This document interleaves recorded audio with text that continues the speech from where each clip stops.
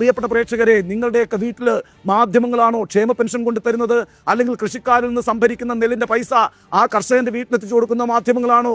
അതുമല്ലെങ്കിൽ റേഷൻ കടയിൽ നിന്നോ സപ്ലൈകോയിൽ നിന്നോ അവശ്യ സാധനങ്ങൾ നിയന്ത്രിതമായ വിലയ്ക്ക് വാങ്ങി നിങ്ങളുടെ വീട്ടിലെത്തിച്ചേരുന്ന മാധ്യമങ്ങളാണോ? മാധ്യമങ്ങൾക്ക് അതിലൊന്നും ഒരു റോളും ഇല്ലെന്നേ. അതുകൊണ്ട് തന്നെ ആ പരിപാടികളൊന്നും മുടക്കാൻ മാധ്യമങ്ങൾക്ക് കഴിയുകയുമില്ല.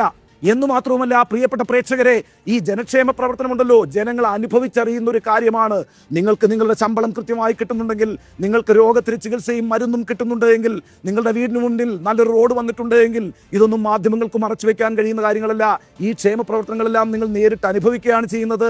ആ ബോധ്യം നിങ്ങൾ സ്വാഭാവികമായും രൂപപ്പെടുകയാണ് ചെയ്യുന്നത്. അതൊന്നും ഏതെങ്കിലും ആളുകൾക്ക് ഗൂഢാലോചന നടത്തി അട്ടിമറിക്കാൻ കഴിയുന്ന ഒരു കാര്യവുമല്ല. പക്ഷേ പ്രിയപ്പെട്ട പ്രേക്ഷകരൊന്ന് മനസ്സിലാക്കേണ്ടതുണ്ട്, ഈ CPM ഇപ്പോൾ ഇരുട്ടിൽ തപ്പിക്കൊണ്ടിരിക്കുകയാണ്. നോക്കൂ, ഇന്നിപ്പോൾ സംസ്ഥാനത്തിന്റെ സ്ഥിതി എന്താണ്? ഈ സ്കൂളുകളിൽ ഉച്ചഭക്ഷണ പദ്ധതി മുടങ്ങിയിട്ടില്ലേ? കുട്ടികൾക്ക് ഉച്ചഭക്ഷണം കൊടുക്കാൻ കഴിയാത്ത സാഹചര്യം ഉണ്ടായല്ലോ. പാചക തൊഴിലാളികൾക്ക് ശമ്പളം കൊടുക്കാൻ കഴിയാത്ത സാഹചര്യം ഉണ്ടായല്ലോ.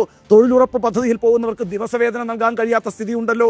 കെട്ടിട തൊഴിലാളി ക്ഷേമനിധി അവസാനിച്ചിട്ട് എത്ര നാളായി? അതുപോലെ തന്നെ ആരോഗ്യരംഗത്ത് സ്നേഹീകരണം പദ്ധതി, ആശാപൂർവം പദ്ധതി, ഇതെല്ലാം മുടങ്ങിയിട്ട് നാളുകളായിരിക്കുന്നു. എന്ന് മാത്രവുമല്ല, കാരുണ്യ പദ്ധതി പോലും മുടങ്ങുന്ന സാഹചര്യമാണുള്ളത്.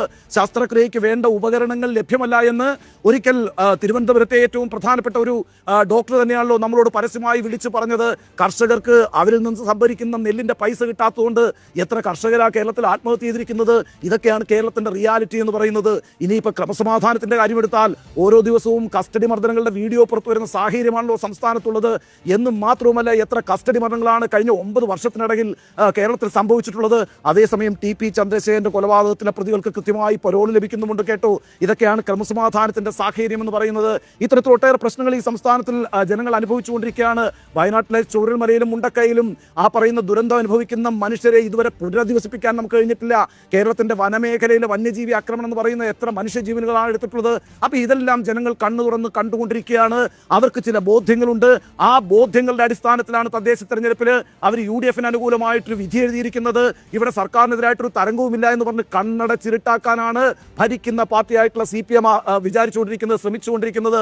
പ്രിയപ്പെട്ട പ്രേക്ഷകരെ, ഒരു കാര്യം കൂടി ഞാൻ പറയാം. കേരളത്തിന്റെ ചരിത്രത്തിൽ ഇടതുപക്ഷം അധികാരത്തിൽ വന്നിട്ടുള്ളത് ഏതെങ്കിലും മാധ്യമങ്ങളുടെ പരിലാളനയും പിന്തുണയും നേടിക്കൊണ്ടായിരുന്നില്ല, ജനങ്ങളുടെ ബോധ്യത്തിന്റെ അടിസ്ഥാനത്തിലായിരുന്നു.